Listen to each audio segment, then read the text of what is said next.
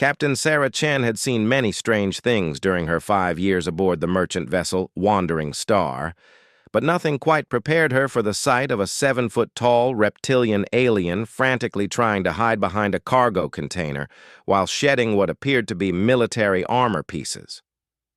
"Don't look, human!" the creature snarled, his voice carrying an odd mixture of embarrassment and desperation. His scaled hide was shifting through various shades of deep purple and orange, which Sarah's universal translator helpfully informed her indicated extreme emotional distress in his species. Sarah couldn't help but raise an eyebrow. She'd been conducting a routine inspection of the cargo hold when she'd stumbled upon this bizarre scene. The alien, who stood nearly 2 heads taller than her and possessed muscular arms that could probably crush a steel beam, was acting like a teenager caught in an awkward situation. "Okay," Sarah said slowly, raising her hands in a peaceful gesture. "I'm not looking, but you do realize you're in my cargo hold, right? On my ship? So I kind of need to know what's going on here." The alien's reptilian head peeked around the container, his large amber eyes narrowing suspiciously. "Your ship?" "Impossible. This is a Class 7 Terran freight vessel. Humans don't command ships this large." Sarah's lips curved into a slight smile. She'd encountered this attitude before. Ever since humanity had joined the Galactic Trade Consortium 3 decades ago, many alien species still viewed them as the newcomers, the primitives who had barely figured out faster-than-light travel. Most aliens assumed humans were only capable of handling small scout ships or serving as crew members under alien command. "Well, surprise," Sarah said, pulling out her captain's credentials from her jacket pocket. The holographic display showed her rank, ship registration, and authorization codes.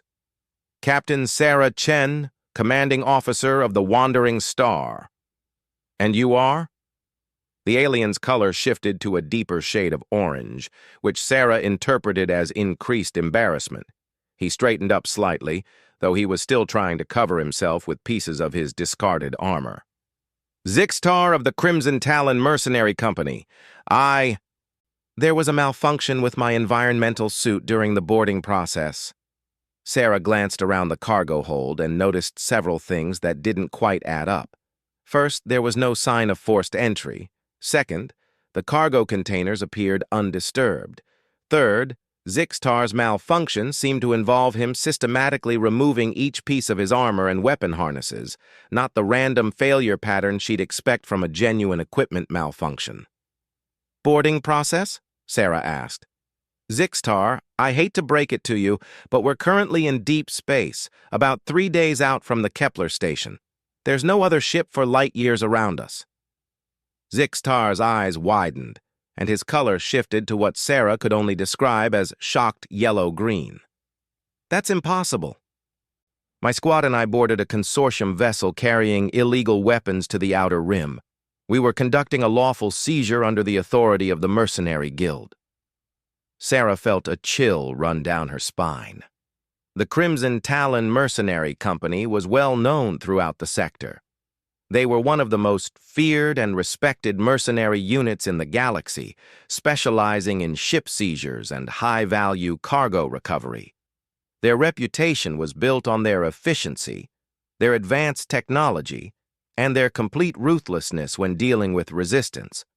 The fact that one of their operatives was now standing half-naked in her cargo hold, apparently confused about his location, suggested something had gone very wrong. "Zixtar," Sarah said carefully, "what's the last thing you remember before ending up here?" The reptilian alien paused in his attempts to cover himself and stared off into the distance. His colors shifted through several hues before settling on a confused blue-gray. "We received intelligence about a weapons shipment, high-grade military hardware being smuggled to rebel groups in the Outer Rim. Our contract specified immediate seizure and transfer to Guild custody." He paused, pressing one clawed hand to his scaled forehead. "We approached the target vessel. Standard formation. I led the boarding party through their main cargo bay, but then..." His colors shifted to an alarmed red. Everything went dark. There was a sound like music, but wrong somehow. And then I woke up here, but my suit was malfunctioning, overheating. I had to remove it before it cooked me alive. Sarah's mind raced. A mercenary boarding party with missing memories, equipment malfunctions, and apparent displacement. This had all the hallmarks of a serious problem, potentially involving illegal technology or worse. "How many were in your squad?" she asked. "5, including myself, my second-in-command, Veltar, and 3 specialists." Zixtar's voice carried genuine concern now, his earlier embarrassment forgotten. "If something happened to them?" Sarah made a decision that would change everything. Instead of calling station security or attempting to contact the Mercenary Guild, she chose to help. Perhaps it was her natural human inclination to assist those in distress, or maybe it was her curiosity about the mystery unfolding in her cargo hold. "Come on," she said, turning toward the cargo hold exit. "Let's get you some proper clothes and figure out what happened to your team." "You would help me?" Zixtar asked, his colors shifting to surprised pink. "But I'm a mercenary. My kind has a certain reputation regarding humans." Sarah looked back at him with a grin that would have been familiar to any human who knew the expression. It was the grin that had carried humanity from caves to starships, the grin that said, "Challenge accepted." "Zixtar, you're about to learn something important about humans. We don't abandon people in trouble, even if those people could probably tear us in half. Besides," she added, "I'm curious about what kind of technology could make a Crimson Talon squad forget where they are and strip a mercenary's armor off him." As they walked toward the crew quarters, neither of them noticed the subtle shimmer in the air behind them, or the way certain cargo containers seemed to shift slightly when they weren't looking directly at them. The wandering star carried more secrets than either of them realized, and the mystery of the displaced mercenaries was just the beginning. The ship's AI, which had been quietly monitoring the conversation, made a note in its protected files. The cargo manifest showed no record of the containers that Zixtar had been hiding behind. According to the ship's sensors, they didn't exist at all. But they were there, solid and real, containing something that had already begun to change the nature of reality around them, something that responded to observation, that fed on attention, and that had a very specific interest in both humans and their new alien friends. The hunt was about to begin, and neither Sarah nor Zixtar realized they had already become the prey. 20 minutes later, Zixtar sat in Sarah's small but functional crew lounge, wearing an oversized maintenance jumpsuit that barely fit his massive frame. His natural coloring had settled into a more neutral green, though occasional flashes of embarrassment orange still flickered across his scales when he caught Sarah glancing at him. "Your ship's medical scanner detected traces of exotic radiation in your system," Sarah said, reviewing the readouts on her tablet. "Something called quantum displacement particles. I've never heard of them before." Zixtar's head tilted, a gesture that reminded Sarah of a curious lizard. Quantum displacement technology is theoretical at best. The Guild's science division has been researching it for decades, but no one has successfully created a working prototype. "Well, someone has now," Sarah muttered, pulling up the ship's sensor logs. "Because according to my readings, you and those mysterious cargo containers appeared on my ship exactly 7 hours and 32 minutes ago, just materialized in the cargo hold." The reptilian mercenary's colors shifted to alarmed yellow. "That's impossible. Matter transport over interstellar distances requires massive amounts of energy and precise calculations. Even the most advanced races in the galaxy haven't mastered that technology." Sarah was about to respond when her ship's communication system chimed with an incoming message. The sender ID made her blood run cold. It was from the Crimson Talon Mercenary Company's command ship, the Executor. "This is Commander Veltar of the Crimson Talons," the voice crackled through the speakers. The universal translator indicated high stress levels in the speaker's vocal patterns. We have lost contact with our boarding party leader Zixtar and require immediate assistance in locating our personnel. Zixtar's eyes widened. Veltar, he's alive. He moved toward the communication console, but Sarah held up a hand.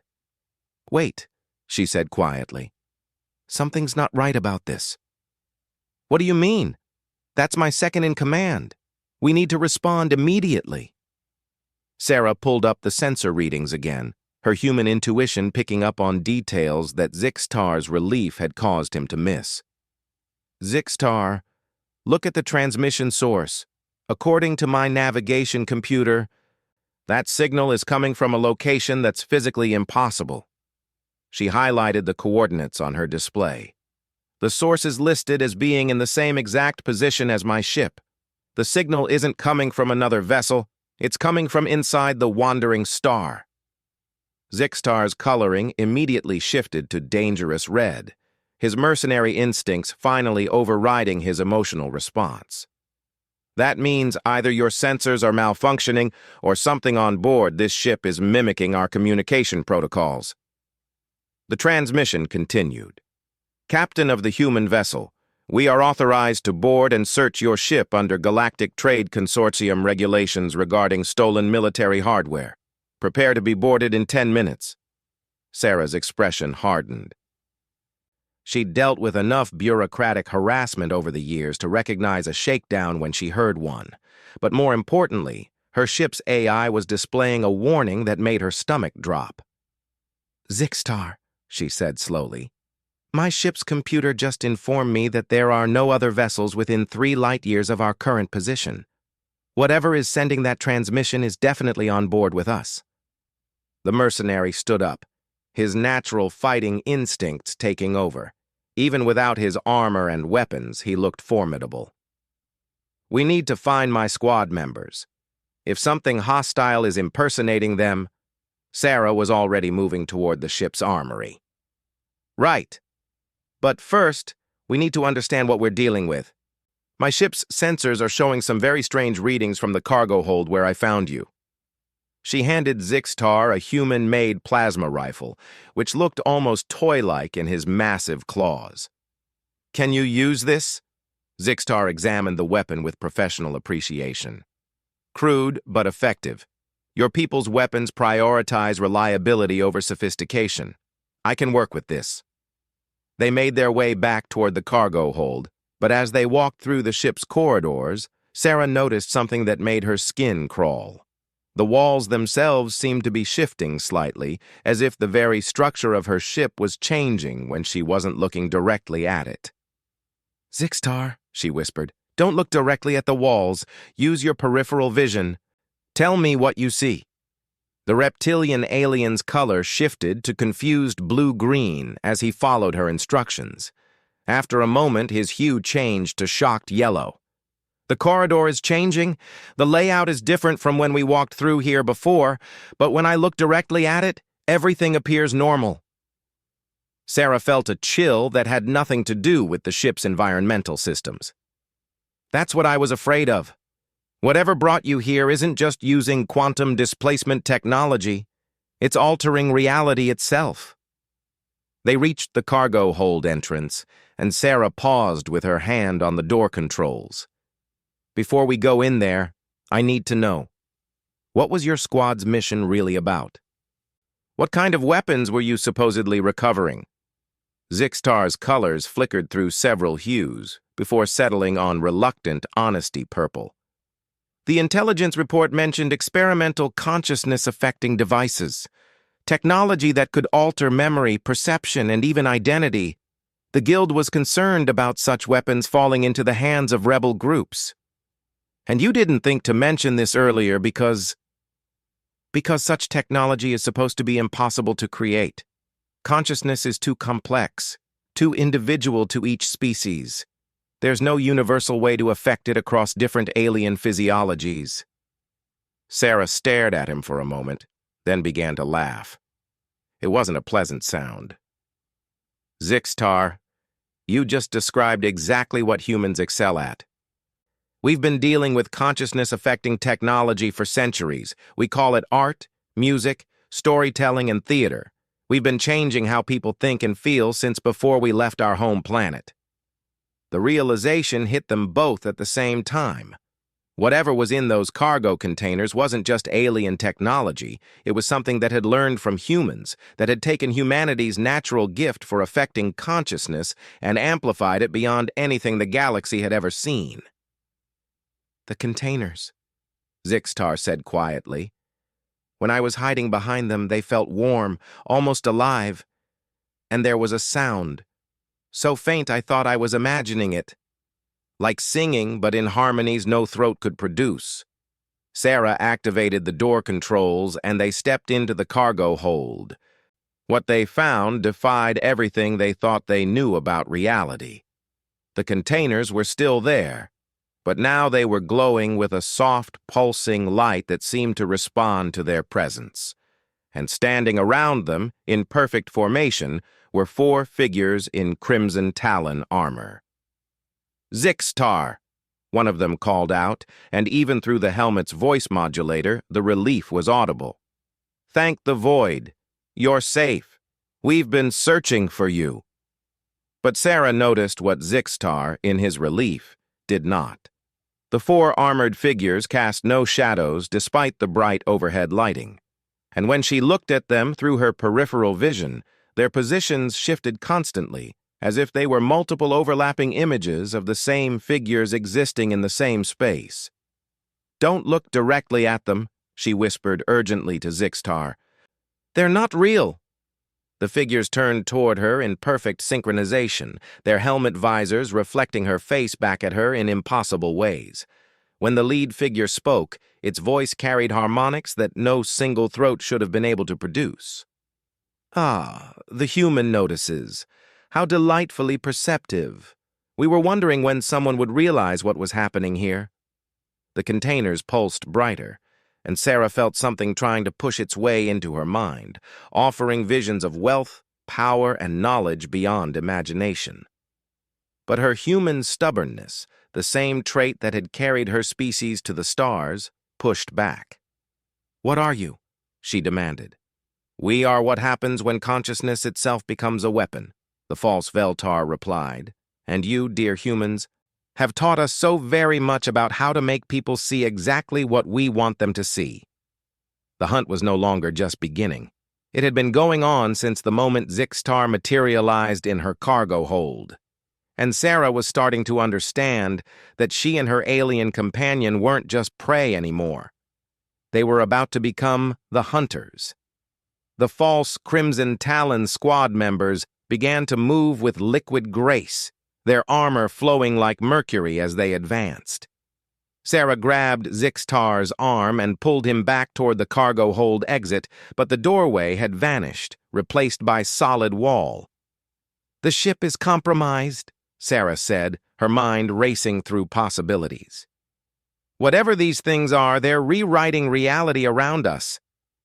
Zixtar's coloring had shifted to battle-ready crimson, his mercenary training overriding his confusion. "Captain, I've seen consciousness-affecting weapons before, but nothing like this. How are they maintaining such precise control over our environment?"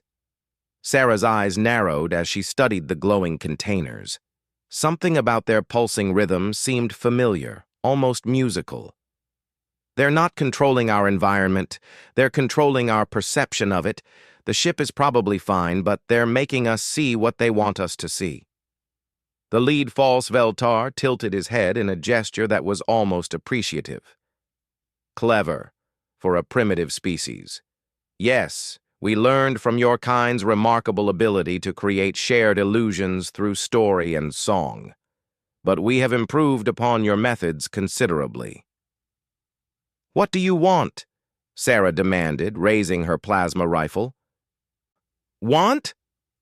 The entity's laugh carried harmonics that made Sarah's teeth ache. "We want to understand.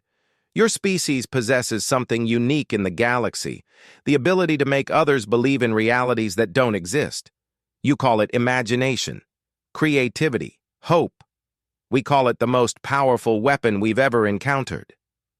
Sarah felt a chill of understanding. You're studying us, using the mercenary squad as bait. The Crimson Talons are effective hunters, but they lack your species' particular gift. We needed to observe human consciousness under stress, to see how you maintain clarity when reality itself becomes uncertain.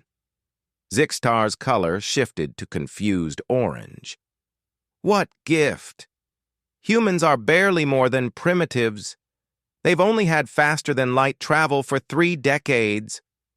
The false Veltar turned toward him, and Sarah could see the alien's reflection multiplied infinitely in the creature's visor.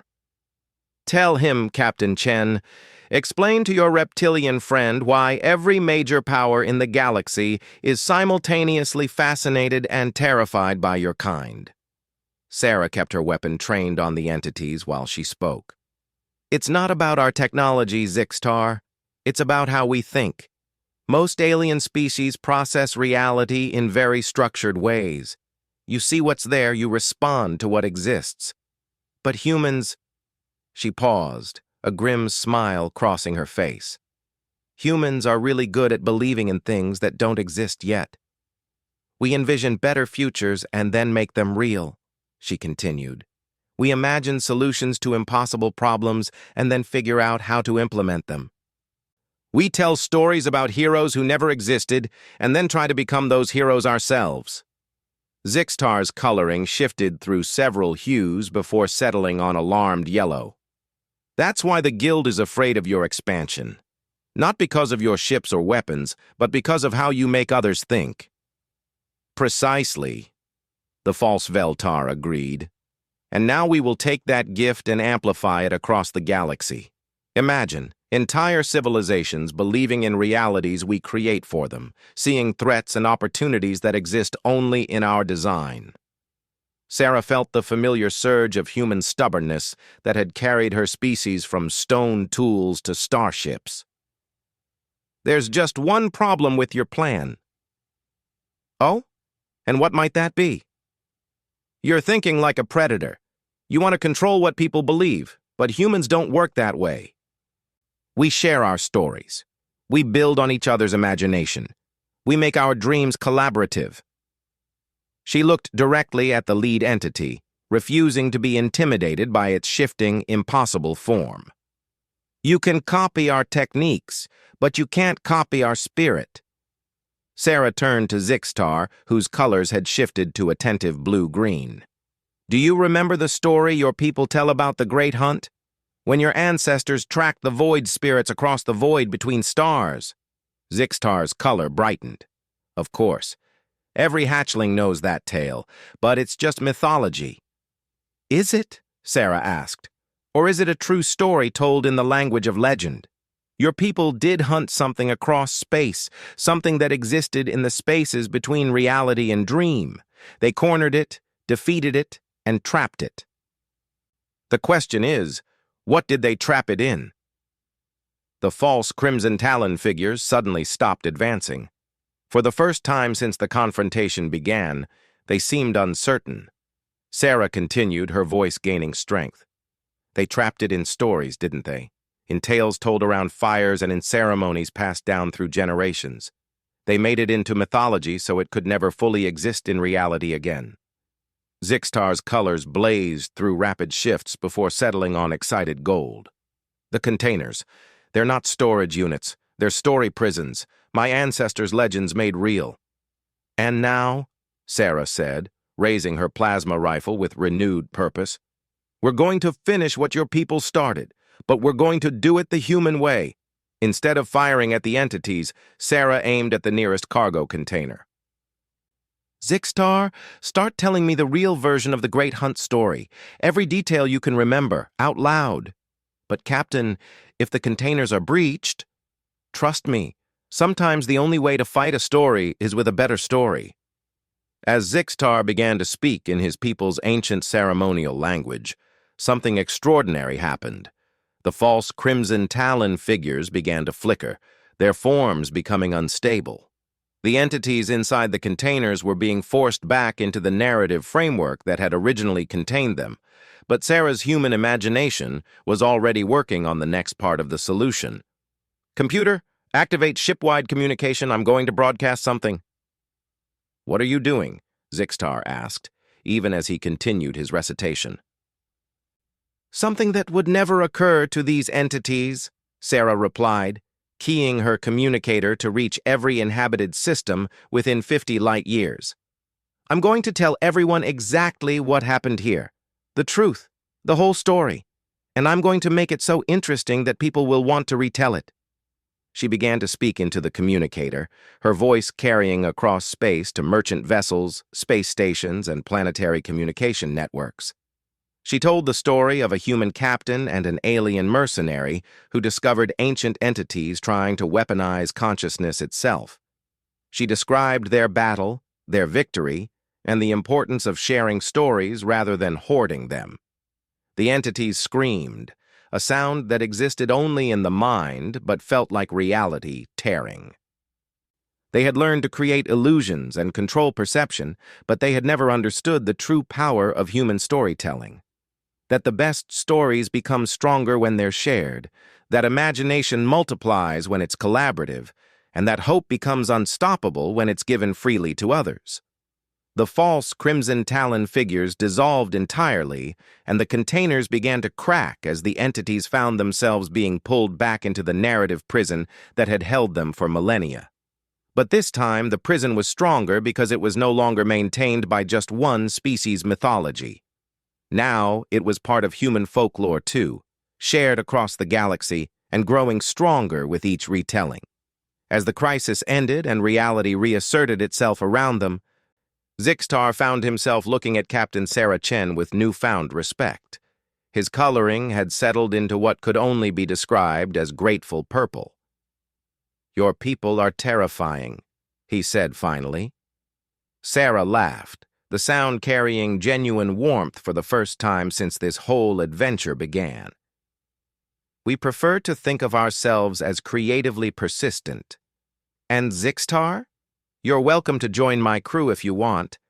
I have a feeling we're going to have more interesting adventures now that the galaxy knows what humans are really capable of." The mercenary's color shifted to amused pink. "I think I would like that very much. Though I must ask, do you always solve problems by making them into stories?" "Only when shooting doesn't work," Sarah replied with a grin. "And sometimes even when it does." As the wandering star continued its journey toward Kepler Station, its cargo hold now containing nothing more dangerous than standard trade goods, the story of the human captain and the alien mercenary began to spread across the galaxy. It would be told in taverns and transmitted across communication networks, adapted into songs and turned into children's games. And somewhere in the spaces between reality and dream, ancient entities that had once thought to prey upon imagination found themselves becoming part of it. Instead, their power channeled into entertainment rather than conquest. It was, as humans would say, a much better ending for everyone involved. The galaxy was about to learn that when humans said, "Don't look human," in their stories, it usually meant something wonderful and terrible was about to happen. And that was exactly how they liked it.